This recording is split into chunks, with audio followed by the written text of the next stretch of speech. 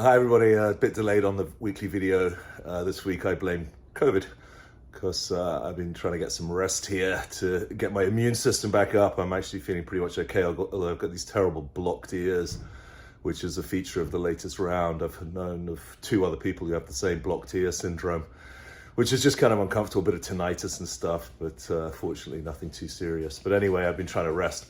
So I'm a day late, and of course a lot happened. I was on CNBC last night, if you were really missing me, talking about the obvious, which was the major surprise announcement by OPEC, led by Saudi. I was talking to a major Middle Eastern oil company actually, and he was saying they had no idea this was coming. And of course you've got journalists whose full-time job it is to work this stuff out. With the number of participants in the cut, I'm absolutely amazed they kept it secret to the extent they did. Of course, there's one view typically, which is that if you cut production, OPEC is then increasing spare capacity and implying weak demand. But I've seen an alternate view, which is essentially that they're now confident that the weakness in global oil supply growth means that they can cut and the market won't treat the spare capacity as super bearish. The market may treat weak demand as super bearish, and that's an open debate. On CNBC, I was saying that China is coming back from structural lows off COVID. India is still strong despite all-time record oil prices in rupee. Middle East is strong. So the drivers of the global market are less driven by the US economy, which is obviously weakening with a very low ISM number yesterday. So where will we go from here? Well, I think the Saudis really want 95 for their own social spending. And that's probably where we can head into the driving season, assuming that the economy here doesn't totally melt down, which I think with the amount of liquidity that's still lagging, it's going to take a while to truly massively slow the US economy, but it's clearly on. And that becomes the bear side of the story. So we're looking for us to get towards 95 here, which will be positive and a relief for the oils. We felt when we were kind of holding 85, that the oils were discounting around 80, 85. There was sort of fair value, 10% free cash flow yield, maybe 15% if you're lucky, maybe 15% if you're European. And that, an up move in oil was needed in order to push the oils higher. Of course, what we got was an airdrop in oil on the regional banking crisis, on economic concerns, on financial de-risking. And as a result, the oils had a very tough March. But now we're back.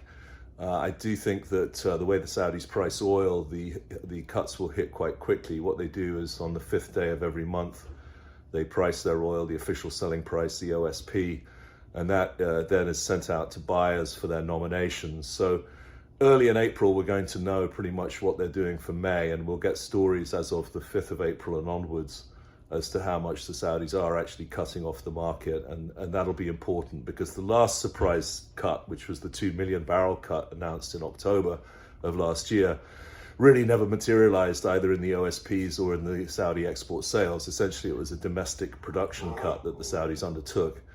And as a result, really we had head fake. Sorry about the dogs. So I better go because basically the dogs are going to start barking, but it looks like it'll be a good month for oils, and we'll see if the move holds, because last time, as I said, the surprise cut never materialized, and whilst we had a very strong post-October run in the oils, that actually just set up a much weaker winter, especially with the warm weather in Russia. Are they all on board? I kind of think they are, because Russia and Saudi together with UAE will cut quite a lot of oil off the market. And as a result, we should see quite a tightening in 2H, second half, which is what everybody's been waiting for. And so I'm taking this as quite bullish with fingers crossed, because of course, if the demand side does get very weak, this will become excess spare capacity and actually quite bearish.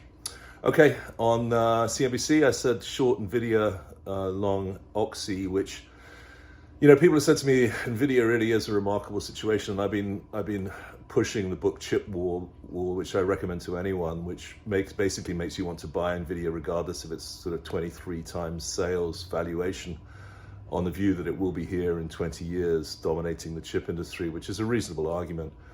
And as for OXY, it's actually a bit defensive. If you really want juice and to be short the NASDAQ and long oils, you would go down towards a Marathon Oil or an Avintiv. I just didn't want to confuse the guys on CNBC because they have me down as a big bull on Marathon Petroleum, and then they get very confused if you start talking about Marathon Oil, and I blame the 2 marathons, particularly Marathon Oil, for not having a sensible name.